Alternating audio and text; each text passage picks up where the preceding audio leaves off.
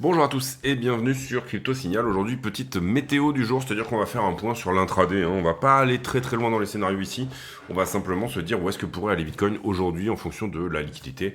Est-ce qu'il va plutôt rentrer dans une correction un peu plus symptomatique ou est-ce qu'il va continuer ce joli rebond dans lequel, eh bien, il s'est inscrit pour le moment. On y va pour l'intro.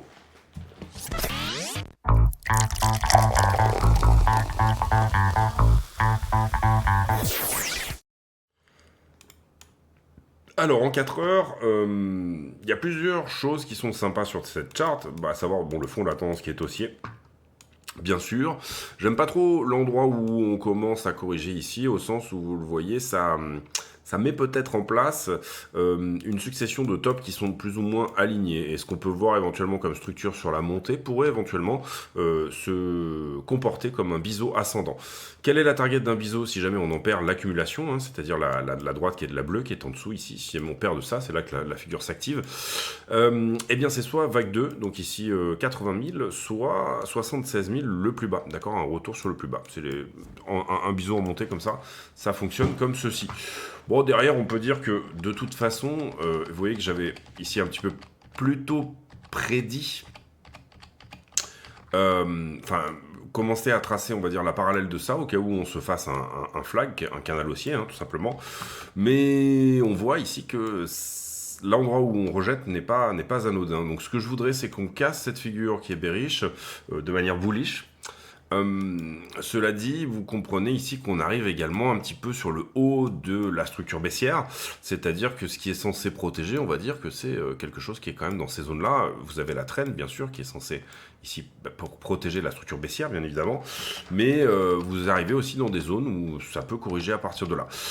Je suis pas sûr personnellement que ça corrige à partir de là. J'aurais vraiment plutôt vu légèrement plus haut, c'est-à-dire la zone des 90 pour au moins faire soit une figure bullish là-dessous, et là pour le coup cassé, soit rejeté hein, tout simplement, ce qui est quand même un scénario assez privilégié. Il y a beaucoup de choses que j'aime bien dans cette charte pour aller à 92, cela dit, donc je suis un peu gêné par le fait que ici ça s'aligne un petit peu parfaitement et que ça finalement on a l'impression qu'on vient chercher les shorters mais timidement hein, comme une correction un petit peu c'est-à-dire qu'on vient, vous le comprenez ici, prendre les stop shorters mais que et leur liquidation mais que on n'a pas l'impulsivité d'un coup un mouvement qui nous dit ok ça y est c'est parti vers le haut. Et également sur l'accumulation qui est là, il n'y a aucune accélération pour le moment, d'accord. Donc voilà, c'est des choses que je regarde attentivement. Est-ce qu'on est sur un endroit où ça peut corriger, on va dire, à partir de ici? Je trouve pas. Je trouve pas, sincèrement, je trouve que c'est légèrement plus haut que ça se passe. Maintenant, bon, vous voyez que si on veut trouver éventuellement un 4 heures, il y en a un petit là, il n'est pas non plus d'une extrême violence, c'est-à-dire qu'il n'a pas été retesté plusieurs fois, on n'a pas eu ici, comment dire, une énorme non plus activité au niveau des shorters.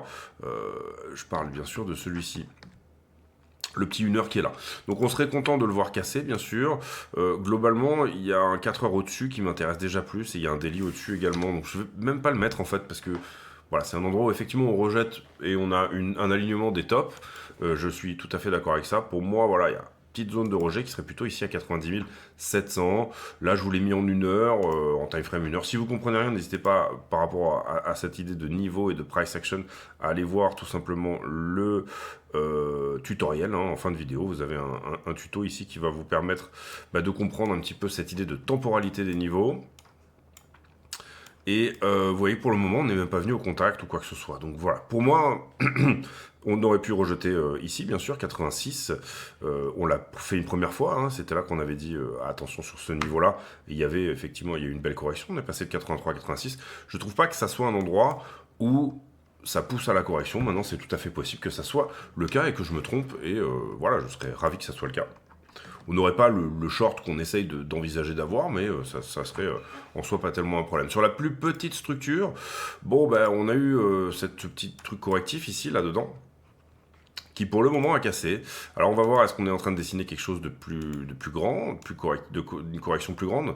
Qu'est-ce que ça voudrait dire? Bon, ça voudrait dire tout simplement faire quelque chose qui soit plutôt dans ce genre-là, d'accord. Pour une correction, hein, on peut très bien, encore une fois, se retourner et dégager en bas. Ne me faites pas dire ce que j'ai pas dit, et auquel cas on le verra si on perd l'accumulation qui est ici, la fameuse. Voilà, en soi, on casse déjà, on est au moins, à minima, on pourrait dire ça comme ça, dans le retracement haussier de ce qui s'est passé là. Cette distribution est cassée, on a la figure de retournement ici en time frame 15 minutes qui est ce petit W, il est retesté, ensuite on continue, donc on est au moins dans le retracement haussier de cette chose-là, plutôt de celle-ci, la diminution qui est ici, et on est au moins dans le retracement haussier pour après soit donner une vague 3 ABC, soit tout simplement donner quelque chose qui est plutôt de l'ordre de la continuation, c'est-à-dire je pousse ici, j'ai mon impulsion, ça c'était la correction, et ensuite on a une impulsion supplémentaire qui vient prendre le top. Plutôt dans l'esprit d'une correction, mais on va voir avec la liquidité si ça pourrait coller. Personnellement, je serais plutôt dans l'esprit d'aller chercher quelque chose un petit peu plus bas, tout de suite à partir de là, et ensuite de venir casser, d'accord? Mais je peux me tromper, vraiment, pour le coup, on va vraiment regarder avec la liquidité si c'est des choses qui collent ou pas. J'en profite pour vous dire de mettre un like, n'hésitez pas hésiter à vous abonner, activer la cloche des notifications, éventuellement venir nous rejoindre sur le Discord, et tout ce qui est lien d'affiliation dans la description de la vidéo. Très important, parce que je le rappelle que tous les bénéfices de la chaîne sont reversés à Mécénat Chirurgie Cardiaque, qui opère des enfants ayant des problèmes de cœur à la naissance, les fait venir en France, dans les hôpitaux français, grâce à Aviation Sans Frontières, les met en famille d'accueil, les répare leur cœur et les renvoie ensuite dans leur famille d'origine. Ether BTC, on est toujours sur la trend distributive, on n'a pas du tout encore cassé quoi que ce soit, c'est-à-dire ni le momentum, l'impulsivité de la correction, ni la structure, ni quoi que ce soit. La seule petite structure de retournement qu'on a, encore une fois, c'est sur une time frame 1 heure. Maintenant, on est dans ce mouvement, au cas où ça casse ici, et que ça vient à minima, soit là, soit tout simplement même sur la trend la moins agressive de toutes. Personnellement, je vise ça pour le moment, c'est-à-dire 0,038. Pour le moment, on n'a absolument aucune confirmation, je pense qu'on est bien d'accord là-dessus, aucune confirmation de retournement de la structure 4 heures /daily sur Ethereum contre Bitcoin. Donc Ethereum ne surperforme pas Bitcoin sur le long terme, il ne le fait que sur une toute petite TF, c'est-à-dire finalement depuis le 12 mars, ça fait une quinzaine de jours que Ether surperforme très légèrement BTC. Et à l'inverse, si jamais on regarde la structure sur Ethereum, on aimerait bien s'affranchir un peu de ce canal haussier parce que ça c'est moche. Pour le coup, si on le perd en bas, vous comprenez que c'est un flag, ça. Donc ça veut dire je prends l'impulsion qui était là et je la reporte ici. Sous-entendu, on va à 1005. Globalement, c'est un peu ça. En revanche, si ça commence à accélérer, pardon, je sais pas ce que j'ai fait. Voilà. Si ça commençait à accélérer, donc ce qu'on veut, c'est typiquement une accélération du momentum, c'est-à-dire qu'en fait, déjà, à minima, tenir plus ou moins quelque chose comme ceci. Vous voyez ici que, globalement, je vais vous les mettre en rouge pour que vous voyez un petit peu mieux, mais globalement, vous pouvez considérer qu'il y a une vraie structure haussière qui se met en place que quand on accélère le momentum. Vous êtes d'accord avec moi? Vous voulez que les choses se prennent la forme, pour que vos trades passent vite et que le caractère haussier soit bien avéré, que ce soit des paraboles. Et quand vous voyez les tangentes comme ça qui s'accélèrent, c'est là que vous avez bien sûr des paraboles. Donc c'est ce qu'on guette et ce qu'on veut, entre guillemets, ne pas perdre, bien évidemment. Et là, il y a un très léger truc qui se met en place, effectivement. Pour moi, l'idée serait... Vu qu'on a ici clôturé désormais ce niveau 1 heure, validé rebond sur une inversion de polarité de ce petit triangle rectangle, on en a pas mal parlé sur les vidéos précédentes, c'est une accélération maintenant qu'on veut, c'est-à-dire que Ether viennent chercher ses shorts sans leur laisser le temps finalement de sortir doucement et ou de re-shorter et de reprendre à nouveau. Voilà, ici l'idée c'est que tout le monde se mette à courir derrière un prix qui monte. Pourquoi? Parce que ça, j'en ai déjà parlé un petit peu hier, mais le prix, c'est quoi? C'est une résultante de la conviction d'un déséquilibre entre l'offre et la demande, c'est-à-dire Ethereum est à un bon prix, donc du coup, j'en prends. Et en fait, si on a cette accélération-là, il se crée des effets un peu de FOMO, c'est-à-dire de dire « Ah mais merde, il est parti sans moi, donc j'en achète, y compris à ce prix-là. » Genre, je sais pas, je mets 2002, mais 2005, ou comme vous voulez. Parce qu'il est en train de partir, le cochon, et ça fait par exemple des mois que moi je l'attends à 1005, admettons, et là en fait c'est un rallye où le truc part sans vous, et c'est ce qui crée plus ou moins de l'irrationalité dans cette idée de conviction d'un déséquilibre entre l'offre et la demande, et entre guillemets de dire mince, ce truc là va à 8 ou 10 000 dollars peut-être, et je suis pas dedans, et donc du coup, j'achète, et c'est ça qui fait que les corrections ne se font pas. Dans un rallye haussier, vous avez des toutes petites corrections parce que tout le monde, en fait, buy le dip si vous préférez. Et en tout cas, cette conviction d'un déséquilibre entre l'offre et la demande, elle n'est pas en train de vous dire, comme vous avez une charte de prix qui est très positive, on va dire ça comme ça, et très parabolesque, et ben à ce moment-là, la charte n'est pas en train de vous dire que l'asset pue du cul, en fait. Et là, théoriquement, on est typiquement dans la situation où tout le monde se dit que Ethereum pue du cul. Hein, je vous refais un petit zoom, mais c'est un peu la branlée hein, sur Ethereum, on est bien d'accord avec ça. Et ben, ce qu'on veut, c'est qu'il accélère sans laisser le temps, typiquement sur ce qui fait, voilà, quand il nous fait des petites sessions comme ça, où d'un coup tout le monde dit ah bah non, en fait Ethereum c'est génial, et voilà. Et après, là, ici, vous avez voilà, ce genre de session où tout le monde dit Ethereum c'est de la merde.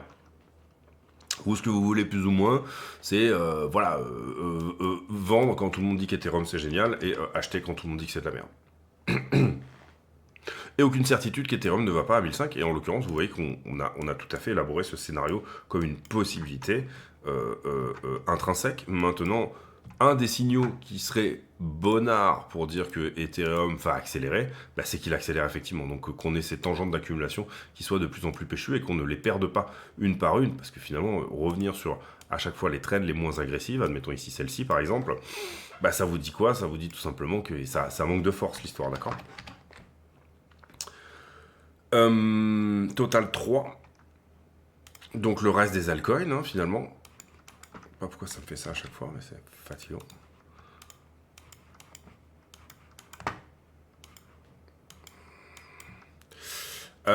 Total 3, bon bah c'est globalement un range, hein, vous le voyez. Grosso modo, vous avez la borne haute ici, qui est en train de rejeter peut-être. Et vous avez la borne basse ici pour le moment. Ça fait un moment qu'on est coincé là-dedans, à peu près depuis la mi-mars également. C'est pas pour autant bear. Ce que j'aime bien, c'est que d'une certaine manière, pour les plus, on va dire les plus optimistes, vous avez cette jolie épaule tête épaule ici en correction, qui est peut-être en train de casser. Maintenant, pour moi, ça dévie dans tous les sens là ici, et puis on en rentre par le haut. Enfin voilà. Je trouve qu'elle est pas hyper jolie, mais voilà, pourquoi pas. Et celui qui veut, il peut aller viser 24% de dominance sur les altcoins. Pourquoi pas? Ce serait pas étonnant hein, en même temps, comment dire qu'on ait une continuation un petit peu de cette structure haussière, qu'on ait trouvé ici un higher low et que finalement on aille prendre le haut. Il n'y aurait rien de trop étonnant à ça. Je dirais attention pour le coup sur la zone des 24%. Mais il y aurait pas, ça serait pas choquant, d'accord? Soit d'autant plus qu'il y a quand même un petit retour sur la crypto. On a l'impression que cette histoire des tarifs avec Trump, c'est en train de se calmer.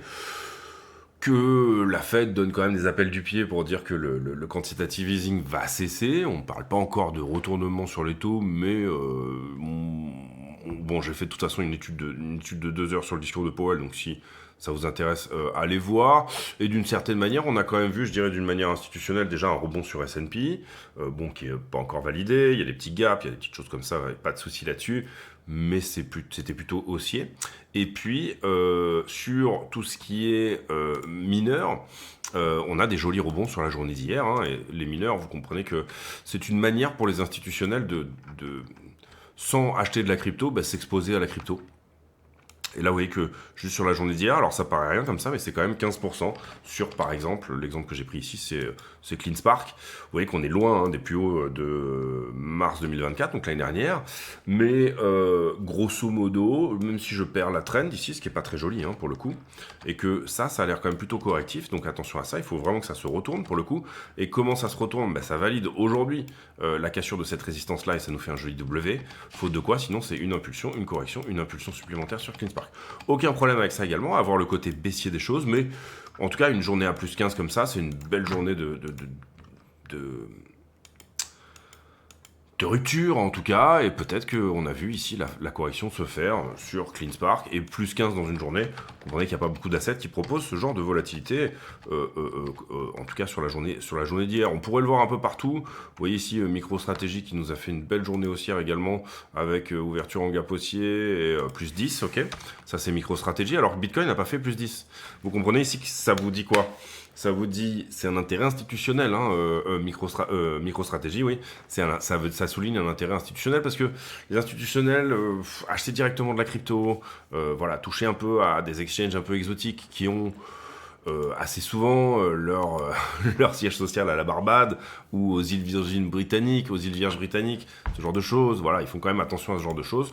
On voit aussi Mara, alors que là, pour le coup, c'est vraiment totalement régulier. Mara plus 18, hein, d'accord. Coinbase, je pense que ça a bien poussé aussi, qui est quand même aussi intéressant au niveau intérêt institutionnel, plus 7,37. Pourvu que ça continue, pourvu que voilà, Coinbase arrive à, par exemple, casser de manière un peu plus propre, hein, puisqu'il y a une cassure là, mais voilà, à casser vraiment bien cette trend. Et effectivement, pour le coup, sur Coinbase, Coinbase est une action que j'ai beaucoup étudiée et développée sur la chaîne.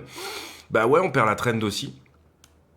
C'est symptomatique d'avec la correction effectivement de Bitcoin, mais on perd pas le low, d'accord. Donc est-ce qu'on va pas refaire désormais un plus haut 422, on avait une target nous autour des 660 sur un vieil élargissement. Voilà, c'est possible. En tout cas, on perd du momentum, je suis d'accord avec ça. Attention aussi, parce que ce qu'on peut voir quand même, c'est là, on avait une petite accélération qui elle-même est perdue aussi. Donc, il y a des chances que Coinbase revienne sur son point de contrôle plus point pivot qui est ici autour des 71, ce qui sera bien sûr un très bon point d'achat si on y va. En revanche, si là, ici, il ne perd pas sa structure, ça sera un nouveau plus haut en ce qui concerne Coinbase et on peut assez facilement viser 422. Je ne vais pas vous faire toutes les actions de mineurs, mais vous voyez ici qu'on sent quand même, ça se mêle un petit peu le retour institutionnel et on va dire, c'est un peu le cas. Je vous montre Nvidia. Parce que pour bouger une market cap comme Nvidia, il faut quand même en vouloir. Nvidia, il nous a fait plus 3. Donc ça reste assez logique aussi que les mineurs, qui sont des actions technologiques hein, en fait, et qui sont des actions risk-on, soient à l'appréciation en ce moment.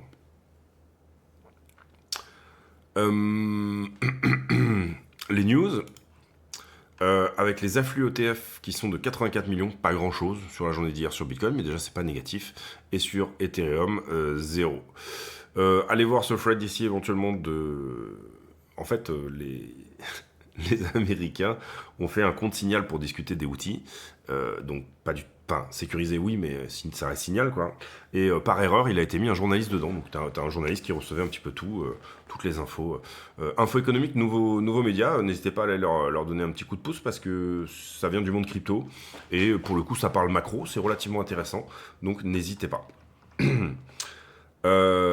Et puis nous aussi, hein, n'hésitez pas, 2136 abonnés, c'est pas assez. Rejoignez-nous sur X et bien sûr le Discord ici que vous avez en description de la vidéo. Et je le rappelle, tous les bénéfices de la chaîne sont versés à Mécénat Chirurgie Cardiaque. On passe ici sur l'idée d'une guerre nucléaire, je sais pas quoi, on passe. Ici, on passe aussi, hein, on va essayer d'aller un peu vite aujourd'hui. Ici, on en a déjà parlé, hein, plus ou moins, les tarifs, etc. Macro bullish, premier signal Ash Ribbons, qui n'est pas un mauvais signal en soi. Bon, il n'y a pas d'indicateur magique, mais pour le coup, c'est un indicateur. Celui-ci a plutôt bien fonctionné jusque-là. Par contre, très, très en retard, hein, bien sûr. C'est toujours un peu le souci. Les marchés européens qui ouvrent vers le haut et pourquoi pas un rallye haussier sur les actions. Je rappelle que cette semaine, on n'est pas très chargé en infos économiques. Les liquidations, avec 178 millions de liquidations, globalement, vous voyez que vous avez autant de short que de long. L'action de prix sur les dernières 24 heures a été plus ou moins par le côté, hein, donc c'est relativement normal. Bitcoin, Ethereum en premier. Bitcoin qui liquide plus de short, alors qu'Ethereum liquide plutôt du long. Une map, vous le voyez, mitigée, hein, un petit peu de vert, un petit peu de... Bon, c'est normal, on s'est baladé sur le côté, donc pas de souci de ce côté-là. Le carnet d'ordre, j'aime bien voir qu'il y a des petits ordres qui apparaissent, ici, sur les 85 000, notamment une centaine de bitcoins à l'achat. Maintenant, c'est pas chargé, hein, vous voyez qu'il n'y a pas grand-chose sur la volonté d'acheter au spot. En ce qui concerne les marchés en levier, eh bien... Alors c'est pas moche, je trouve. On a encore, j'ai l'impression en tout cas, hein, du short au-dessus de la structure. Vous voyez on avait dit qu'il fallait prendre ça. Désormais, je pense quand même, parce qu'on a... Alors on a très légèrement ici, mais ça a été sorti. Vous voyez qu'on a eu cette montée en même temps que le funding descendait, donc on est obligé de se dire, il y a eu du short sur le haut, hein, d'accord. Ça peut être également du long qui prend profit énormément, mais dans ce cas-là, on verrait les contrats baisser avant.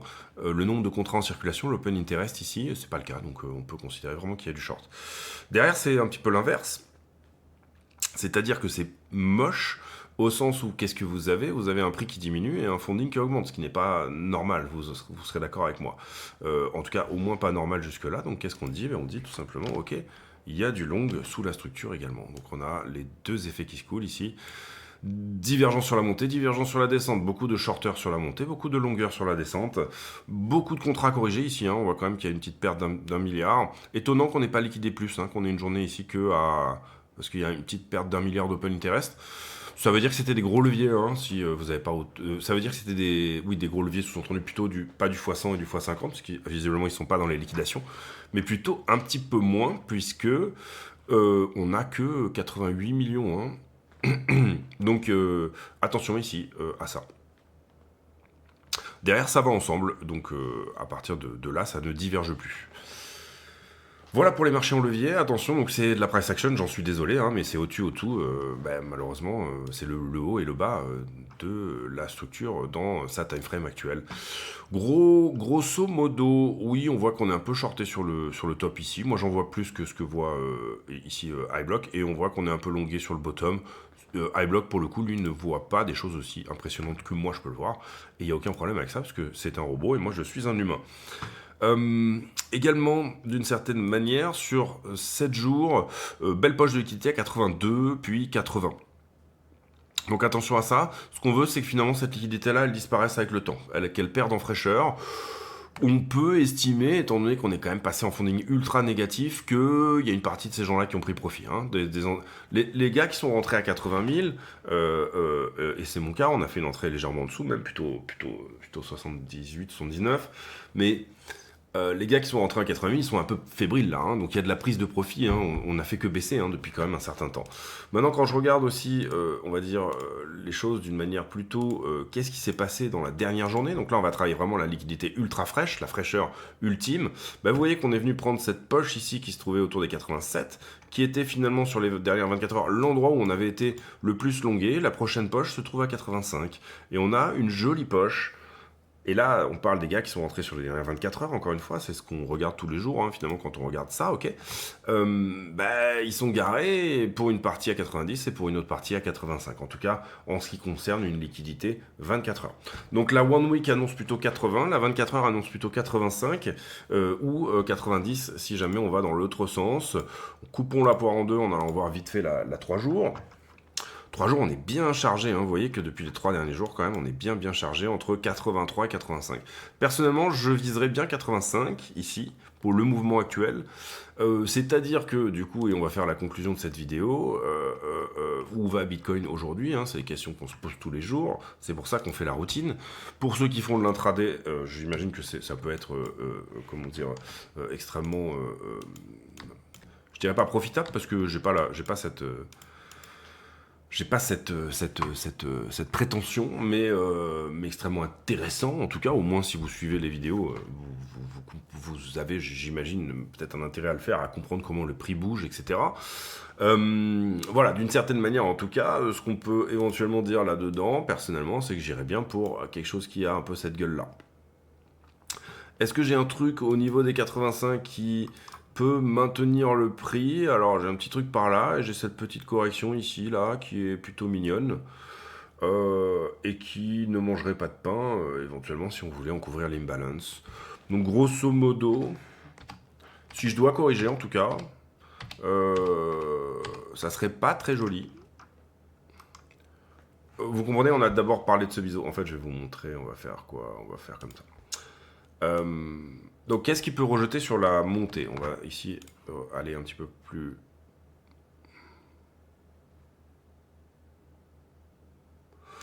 Il y a un petit quelque chose là. Il y a un petit quelque chose là. Et j'aimerais bien regarder juste... revoir un coup la 12 heures, excusez-moi.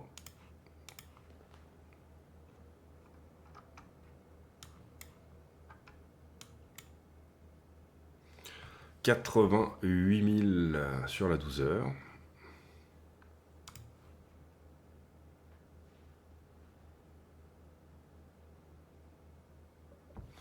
Ok, allez, scénario privilégié en ce qui me concerne, c'est ça, ça et ça.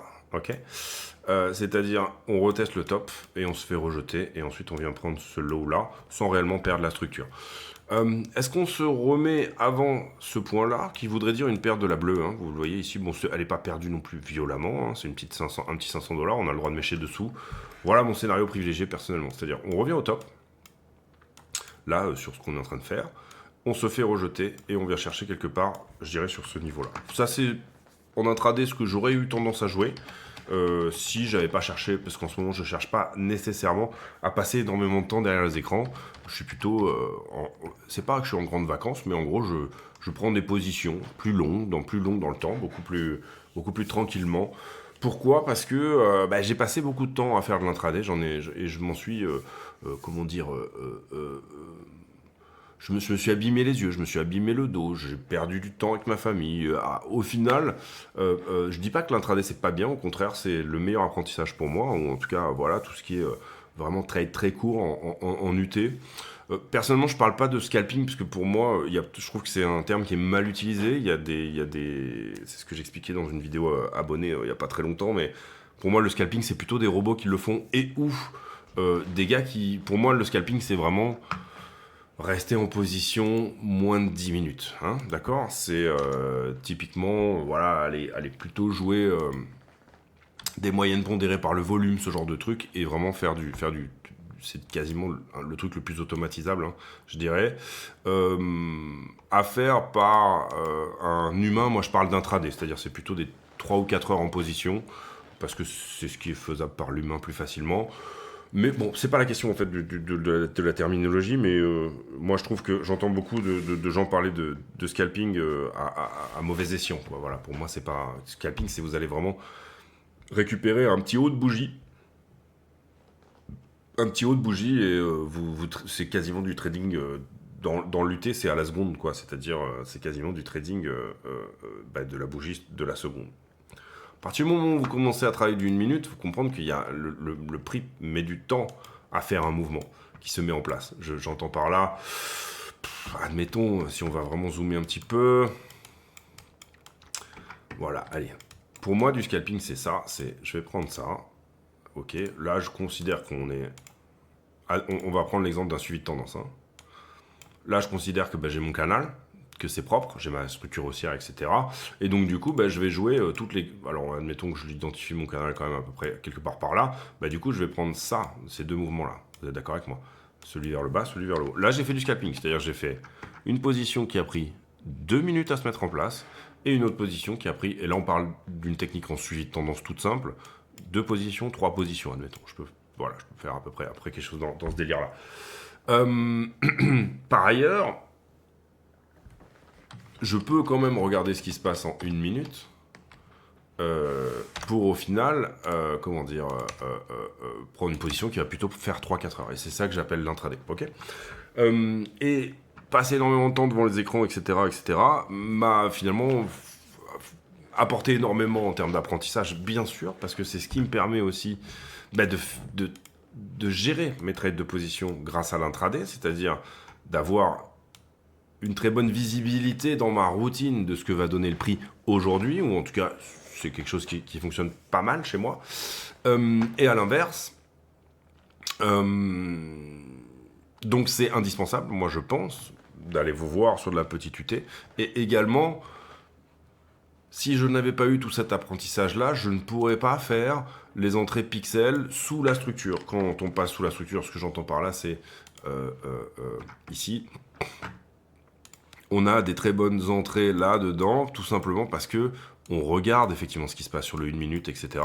Et puis qu'on regarde ce qui se passe dans le passé. Qu'est-ce qui s'est passé ici? Donc c'est des entrées qu'on aurait pu faire sur une TFX en intraday, mais ce que je veux dire par là, c'est que toutes les UT sont bonnes à prendre en termes d'informations, hein. On recherche ici le maximum d'informations de toute façon, quoi qu'il arrive. Donc voilà, scénario privilégié en ce qui me concerne, moi c'est revenir tester 88, se faire éventuellement rejeter, et derrière pourquoi pas 85, pourquoi pas également juste au-dessus, hein, c'est-à-dire tenir finalement la bleue qui est là. Si on perd la bleue, c'est embêtant, c'est un premier mauvais signal, hein, qu'on a peut-être d'ailleurs même perdu le biseau et qu'on retourne tout simplement tout en bas. Mais c'est pas un mauvais signal tant qu'on perd pas la structure. Alors attention, on a de la liquidité à 82, on l'a montré sur la weekly, on a de la liquidité à 80, on l'a montré sur... ça c'est la liquidité weekly, hein, bien évidemment, vous l'aurez compris. Et en weekly, on n'a pas beaucoup d'autres choses. Enfin, en haut, vous comprenez qu'en weekly, on n'a plus rien. Donc c'est ça sur lequel il faut faire très très gaffe. La weekly, elle monte très rarement. Pour ça qu'elle est très intéressante. Maintenant, il y a encore des petits trucs. Hein, au 89-90, c'est ce qu'on a expliqué, c'est la liquidité de la journée. Le plus intéressant à faire, en réalité, on va reprendre ici la totalité un peu de l'idée quand même, et on va développer un peu sur la semaine, hein, puisqu'on ne peut pas faire que de l'intraday non plus, en gros, mais ce qui serait vraiment intéressant à faire, bah, c'est tout simplement d'avoir une structure quand même un peu corrective ici, là-dedans, d'accord, qui fera quoi, bah, qui fera qu'on accumule du short ici au-dessus de la trend, donc ça c'est super, mais également que si on doit dévier en dessous, par exemple, pour rebondir, je dirais qu'un excellent point de rebond, si on ne doit pas mettre en place tout le biseau et aller prendre la liquidité, si cette liquidité-là se défend correctement, bah c'est le point de contrôle une nouvelle fois. C'est là où on a retesté ici, vous voyez le point de contrôle ici de la structure, on le voit hein, ici sur le volume profile, c'est les 84 000, en tout cas de toute cette montée, c'est l'endroit où bien évidemment il y a eu le plus de business, parce que ici c'était d'abord une résistance et ensuite c'est devenu un support. Ça nous a prouvé que c'est un support désormais entre guillemets solide, hein, entre guillemets, d'accord. Rien n'est solide sur Bitcoin. Encore une fois, ne partez pas sur des convictions ultimes, gérez votre votre risk management en fonction d'un pragmatisme réaliste et n'allez pas ici vous dire que c'est sûr ça va se passer comme ça, parce que tous les gars que j'ai vus faire ça globalement se sont ramassés les dents sur le parquet, sur le bitume plutôt. L'idée ici en trading, c'est ce que je dis souvent, mais la seule certitude que vous avez, il y en a deux, c'est que le prix va toujours se déplacer de gauche à droite, ça c'est la première certitude en trading, et la deuxième c'est qu'il ira jamais en dessous de zéro. Et à part ça, et c'est vrai que c'est toujours bon à prendre des certitudes, mais là pour le coup, ça vous emmène pas bien loin. À part ça, bah, tout simplement, la seule certitude également, c'est que si vous avez plus de capital de trading, vous ne pourrez plus trader. Donc là pour le coup, c'est la troisième. Donc, faites gaffe à ça, parce que pour le coup, c'est l'idée fondamentale, elle est de toujours se protéger son capital de trading, se protéger de ses certitudes, certes prendre des risques, mais toujours prendre des risques qui ont une certaine mesure dans leur quantité. Le levier n'est pas un problème, c'est la taille de position qui est problématique. Ça n'est pas un problème du tout de lancer une position en levier 50 à partir du moment où on va dire que c'est votre risque divisé par 50 qui est mis en position. C'est la taille de position que vous voulez avoir, qui est tout simplement le levier. C'est un outil pour faire un crédit qui vous permet de... Moi, je le vois comme ça.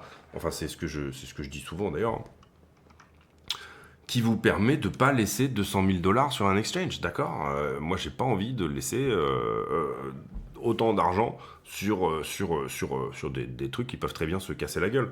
Donc en soi, bah, l'idée ici, c'est aussi tout simplement d'avoir cette possibilité de ne pas de trader quand même des tailles de position conséquentes, mais sans avoir à laisser énormément de pognon sur un même endroit. Je le dis vraiment, on arrive dans une zone de rejet quand même, ça j'en ai déjà pas mal parlé hier, c'est-à-dire cette zone des 90. Maintenant, si ça passe, c'est 96. Déjà, pour le moment, on va prendre les choses dans l'ordre. Voilà, à ce stade. Pour moi, 88, puis légère correction à 85, sans certitude, mais ça, si on avait fait de l'intraday, ça aurait été vraiment le genre de scénario que j'aurais regardé. Également, après, derrière, si on arrive à péter, suite à cette correction, les 90, donc péter la traîne, hein, vous le comprenez ici, à ce moment-là, pour moi, c'est 96, et ensuite, c'est le top. Il n'y a pas énormément de choses entre les deux. Il y a un petit truc à 101, et ensuite, c'est 105, 110, le top, quoi. D'accord. Et tendance de fond, la tendance de fond est baissière, pardon. Donc attention à ça, bien évidemment, on n'est pas en train de dire que c'est une certitude. Ce qu'on joue ici, c'est... Donc qu'est-ce qui va dans le sens de tenir un peu toute cette histoire, de ne pas perdre l'accumulation qui est là, hein, ça serait déjà une bonne chose. Et vous voyez que dans mon scénario, je vous dis qu'on va peut-être aller la titiller. Accélérer, ce qu'on ne fait pas pour le moment, d'accord. Alors, vraiment pas du tout, d'accord. Et puis... voilà, dans l'idée, hein, en soi, cette structure de retournement, elle est mignonne, etc. Elle peut tout à fait nous emmener vers ses targets, hein, ne serait-ce que ça, 92, hein, en l'occurrence 91,5. Voilà, tranquillement comme ça. Pour le coup, si là, il n'y a pas d'accélération, on peut très bien péter la traîne. Tant qu'on ne prend pas le haut, il n'y a pas de retournement de structure, vous êtes d'accord avec moi? C'est une perte de momentum, mais voilà. Et derrière, refaire un plus bas. Donc attention à ça. Et du coup, prenez bien vos profits sur la montée pour ceux qui ont payé le bottom, parce que ce que vous avez payé pour le moment, c'est juste un lower low. D'accord? Et alors vous pouvez vous payer sur un higher high,